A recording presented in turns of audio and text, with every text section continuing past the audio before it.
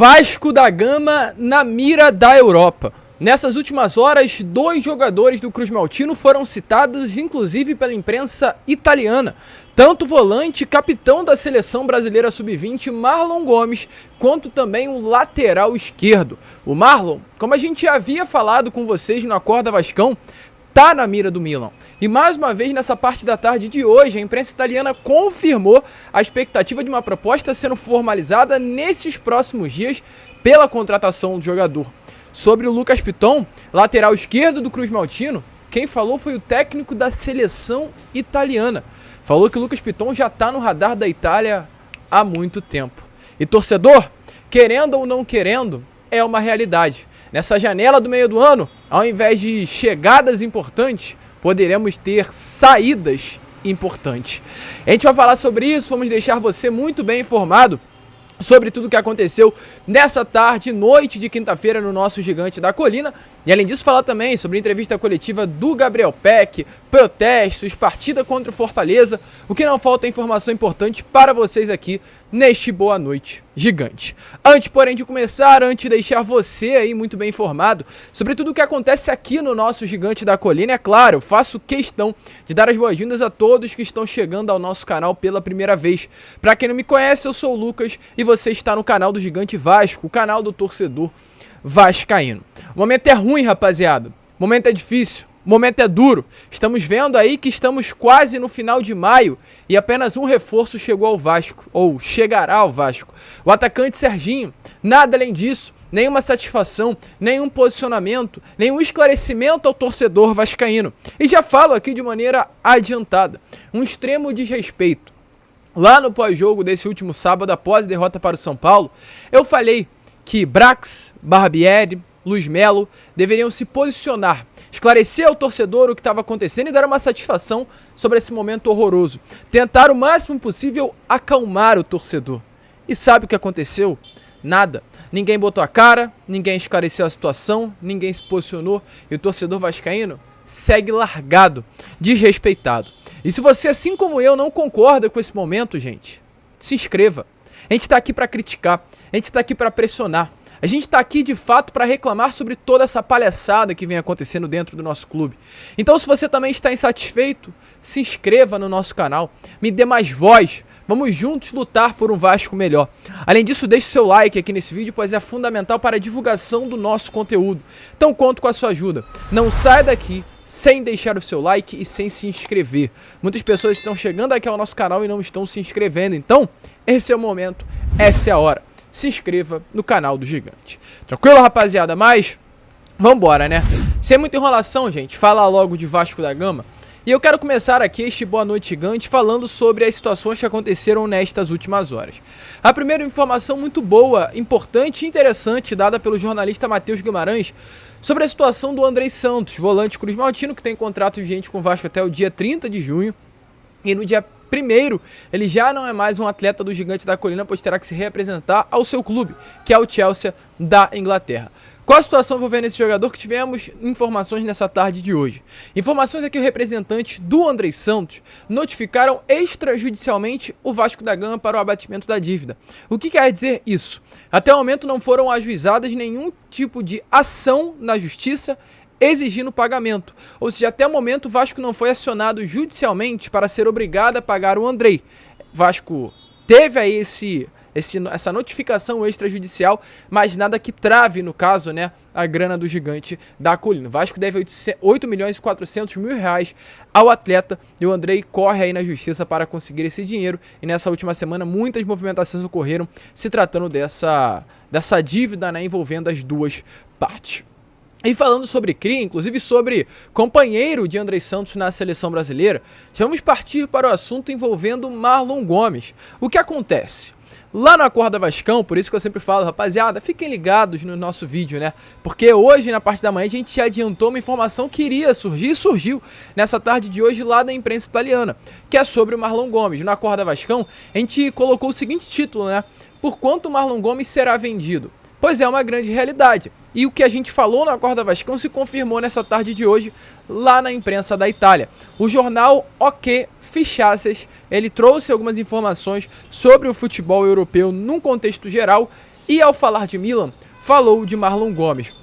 Informações que tivemos nesta tarde de quinta-feira sobre a situação do Marlon, após uma noite de gala ontem com a seleção brasileira no Mundial Sub-20, uma goleada pelo placar de 6-0 em cima da República Dominicana, foi de que nesse momento o Milan de fato se interessa muito na contratação do Marlon Gomes. O jornal diz assim: Marlon Gomes, jogador que vem subindo e pode ser uma das novidades do San Siro. É uma operação que já está tocando com muita força e pode se tornar realidade em breve.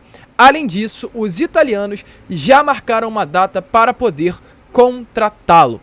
Essa é a informação, inclusive ele ainda complementa, no caso, esse jornal, dizendo que os italianos têm olhado com atenção para o Marlon Gomes e acreditam que a grande chance é de tirar o Marlon ainda nessa janela de transferências que irá abrir no dia 1º de julho. E eles finalizam, no caso, toda a matéria dizendo assim, ó, abre aspas: a verdade é que a ideia de Marlon Gomes possa entrar no roteiro do Milan para este mesmo mercado de transferências. Isso significa que na janela do verão, que se abrirá em breve, ele terá uma figura. E seria uma das apostas dos italianos poder ter novos jogadores para enfrentar o que está por vir. Está tudo pronto para que haja uma tentativa no máximo no mês de junho e o Carioca jogue na temporada 2023-2024. Então, gente, o Milan vai vir com força em cima do Marlon Gomes nessa próxima janela de transferências. E foi como eu falei, acho muito difícil o Vasco segurar esse atleta. O Marlon hoje teve essa renovação há pouco tempo, mas não recebe um salário exorbitante. Muito provavelmente os italianos chegarão com uma proposta muito boa com relação a salário ao atleta. Uma proposta que a gente espera também que venha a ser benéfica ao Vasco. E principalmente, após esse Mundial, que com toda certeza o Marlon Gomes vai brilhar, será mais difícil ainda ter a permanência do atleta. Então, sim, torcedor, muito provavelmente, além do Andrei, o Vasco também perderá o Marlon nessa janela do meio do ano. Eu não quero que isso aconteça. 777, Paulo Brax, diretoria do Vasco, a gente torce para que isso não aconteça. A gente torce para que o Marlon fique. E caso a venda venha a acontecer, seja por um dinheiro justo, de 20 milhões de euros para cima. Papo de 100 milhões de reais, 100 e poucos milhões de reais, aí tudo bem. Aí é uma informação, aí é uma venda que será benéfica ao Vasco. Um valor inferior a isso, ou inferior até ao valor que o Andrei Santos foi vendido, não valerá nem um pouquinho a pena. E outra informação, ainda também se tratando de jornal italiano, gente, se trata no caso de Lucas Piton. Nessas últimas horas tivemos algumas informações da pré-convocação do Lucas Piton. Qual é a notícia? A Itália, a seleção italiana, já preparou uma pré-lista de convocados para a semifinal que estará disputando da UEFA Nations League, que é a Liga das Nações da UEFA. Essa Liga das Nações da UEFA terá a participação da Itália, da Holanda e de outros 2 países. O Vasco da Gama tem o lateral esquerdo Lucas Piton, que é brasileiro, mas tem uma dupla nacionalidade também italiana. E exatamente por esse motivo, o atleta está presente nesse momento na pré-lista de convocados. Ainda não está confirmado que ele participará dessa Nations League pela seleção da Itália, mas ele está na pré-lista. É um jogador que está no radar, que pode ser convocado, como também não pode. E quem falou sobre a situação do Lucas Piton, gente, foi o técnico da seleção da Itália, Roberto Mancini. Ele deixou a entender que essa convocação não terá novidade, mas falou sobre o Lucas Piton. Disse assim sobre a situação do Piton em uma entrevista, uma coletiva de imprensa. Abre aspas: estamos acompanhando todo mundo e acho que não haverá novidades para essas convocações, porque não temos muito tempo. Estamos acompanhando o Piton há algum tempo. Ele é um cara interessante. Então, gente, o Lucas Piton é muito doido falar isso, cara. Em uma entrevista coletiva, o Lucas Piton, lateral esquerdo do Vasco da Gama, foi citado pelo técnico da seleção da Itália. Acho muito legal o atleta do Vasco da Gama chegar a esse nível. Poxa, um técnico da Itália, falar sobre ele é muito legal, sim, isso. Saber que o Vasco e um jogador do Vasco principalmente está ecoando em outros lugares. E é como eu falei na minha rede social. Cara, o Vasco é um foguete. O Vasco é um clube realmente inacreditável, sensacional.